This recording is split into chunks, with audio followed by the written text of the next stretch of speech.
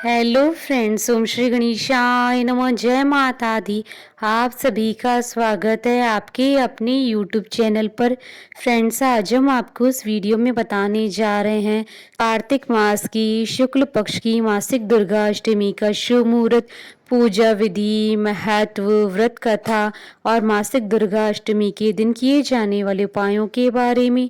Friends, video शुरू करने से पहले आपसे रिक्वेस्ट है, अगर आप हमारे चैनल पर नए हैं और आपने अभी तक चैनल को सब्सक्राइब नहीं किया है तो प्लीज़ सब्सक्राइब कीजिएगा चैनल को, साथ ही प्रेस कीजिएगा बेल आइकन को, जिससे नए वीडियो से रिलेटेड नोटिफिकेशन आपको तुरंत प्राप्त हो सके।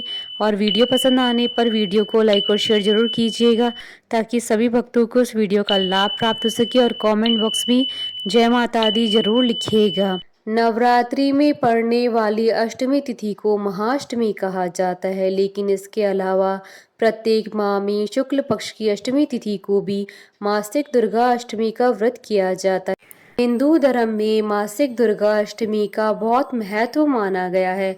महाअष्टमी के अलावा मासिक दुर्गा अष्टमी का दिन माँ आदि शक्ति को प्रसन्न करने के लिए बहुत महत्वपूर्ण होता है। इस दिन भक्त माँ आदि शक्ति की आराधना करते हैं और व्रत रखते हैं। इस दिन माँ दुर्गा की पूजा और व्रत विधि विधान के साथ करने से माता की कृपा प्राप्त होती है। मासिक दुर्गा अष्टमी पर व्रत और पूजन करने से माँ दुर्गा की कृपा प्राप्त होती है। जो भक्त भक्ति भाव से प्रत्येक मासिक दुर्गा अष्टमी को व्रत करते हैं, माँ आदि शक्ति जगदम्बी उनके सारे कष्टों को दूर करती हैं। दुर्गा अष्टमी पर व्रत करने से माँ दुर्गा अपने भक्तों की संकटों से रक्षा करती हैं और जीवन में धन, समृद्धि और खुशहाली आती है।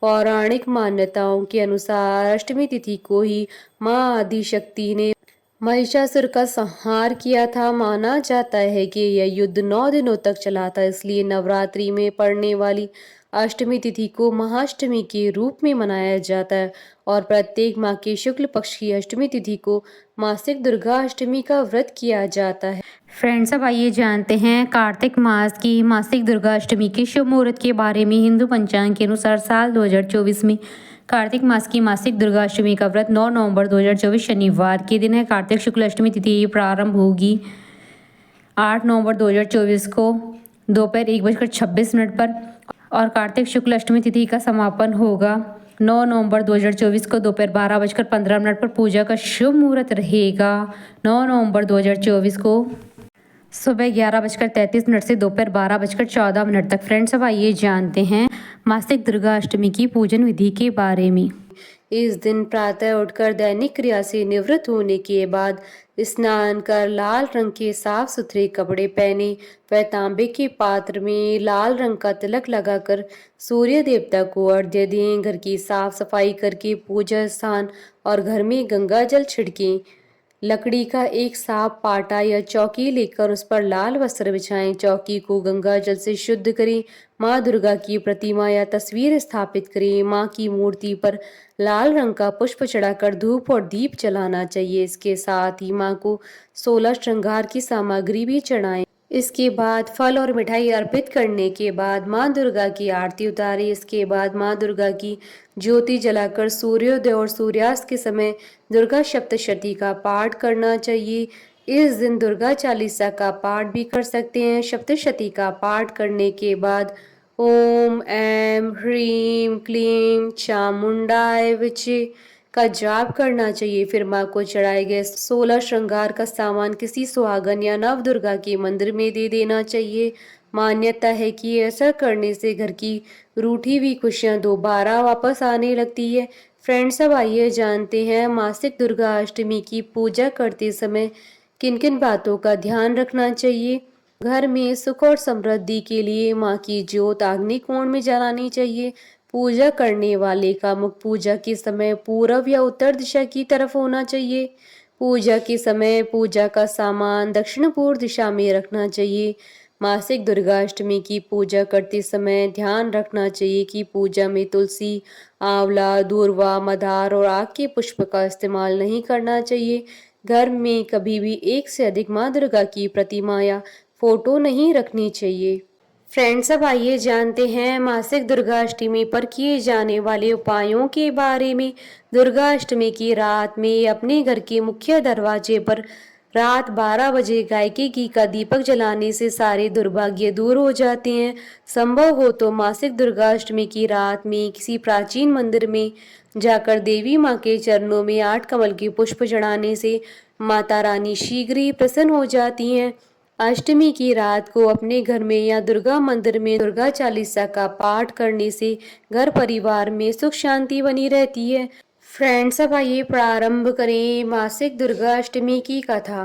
पौराणिक मान्यताओं के अनुसार प्राचीन काल में असुर दंभ को महिषासुर नाम के एक पुत्र की प्राप्ति हुई थी, जिसके भीतर बचपन से ही अमर होने की प्रबल इच्छा थी। अपनी इसी इच्छा की पूर्ति के लिए उसने अमर होने का वरदान हासिल करने के लिए ब्रह्मा जी की घोर तपस्या की।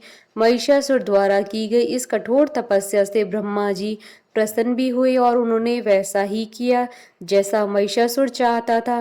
ब्रह्मा जी ने खुश होकर उसे मनचाहा वरदान मांगने को कहा। ऐसे में महिषासुर, जो सिर्फ अमर होना चाहता था, उसने ब्रह्मा जी से वरदान मांगते हुए खुद को अमर करने के लिए उन्हें बाध्य कर दिया। परंतु ब्रह्मा जी ने महिषासुर को अमरता का वरदान देने की बात ये कहते हुए टाल दी कि जन्म के बाद मृत्यु और मृत्यु के बाद जन्म निश्चित है, इसलिए अमरता जैसी किसी बात का कोई अस्तित्व नहीं है। जिसके बाद ब्रह्मा जी की बात सुनकर महिषासुर ने उनसे एक अन्य वरदान मांगने की इच्छा जताते हुए कहा, ठीक है स्वामी, यदि मृत्यु होना तय है तो मुझे ऐसा वरदान दीजिए कि मेरी मृत्यु किसी स्त्री के हाथों से ही हो। इसके अलावा अन्य कोई दैत्य, मानव या देवता कोई भी मेरा वध न कर पाए। जिसके बाद ब्रह्मा जी ने महिषासुर को दूसरा वरदान दे दिया। ब्रह्मा जी द्वारा वरदान प्राप्त करते ही महिषासुर अहंकार से अंधा हो गया। इसी के साथ ही बढ़ गया उसका अन्याय। मौत के भय से मुक्त होकर उसने अपनी सेना के साथ पृथ्वी लोक पर आक्रमण कर लिया, जिससे धरती चारों तरफ से त्राहिमाम होने लगी। उसके बल के आगे समस्त जीवों और प्राणियों को नतमस्तक होना ही पड़ा। जिसके बाद पृथ्वी और पाताल को अपने अधीन करने के बाद अहंकारी महिषासुर ने इंद्रलोक पर आक्रमण कर लिया, जिसमें उन्होंने इंद्र देवता को पराजित कर स्वर्ग पर भी कब्जा कर लिया। महिषासुर से परेशान होकर सभी देवी देवता त्रिदेवों महादेव ब्रह्मा और विष्णु के पास सहायता मांगने पहुंचे। इस पर विष्णु जी ने उसके अंत के लिए देवी शक्ति के निर्माण की सलाह दी, जिसके बाद सभी देवताओं ने मिलकर देवी शक्ति को सहायता के लिए पुकारा। इस पुकार को सुनकर सभी देवताओं के शरीर में से निकले तेज से एक अत्यंत सुंदरी का निर्माण किया। उसी तेज से निकली माँ आदि शक्ति, जिनकी रूप और तेज से सभी देवता भी आश्चर्यचकित हो गए।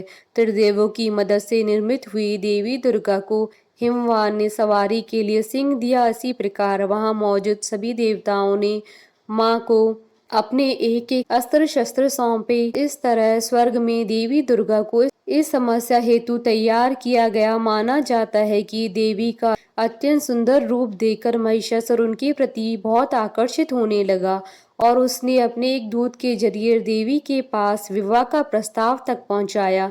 अहंकारी महिषासुर की इस ओछी हरकत ने देवी भगवती को अत्यधिक क्रोधित कर दिया, जिसके बाद ही माँ ने महिषासुर को युद्ध के लिए ललकारा।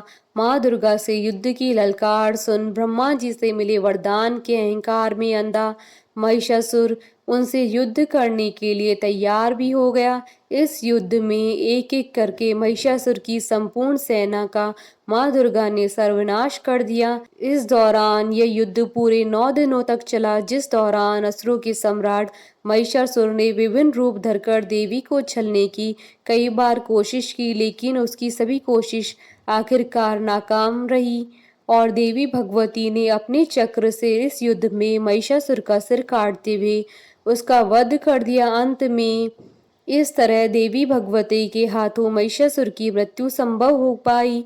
माना जाता है कि जिस दिन माँ भगवती ने स्वर्ग लोक, पृथ्वी लोक और पाताल लोक को महिषासुर के पापों से मुक्ति दिलाई, उस दिन ही दुर्गाष्टमी का पर्व था। बोलिए जयकारा माँ माहिदा सच्चे दरबार की जय। हमारे साथ इस वीडियो में अंत तक बने रहने के लिए आपका धन्यवाद। ओम श्री गणेशाय नमः। जय माता दी।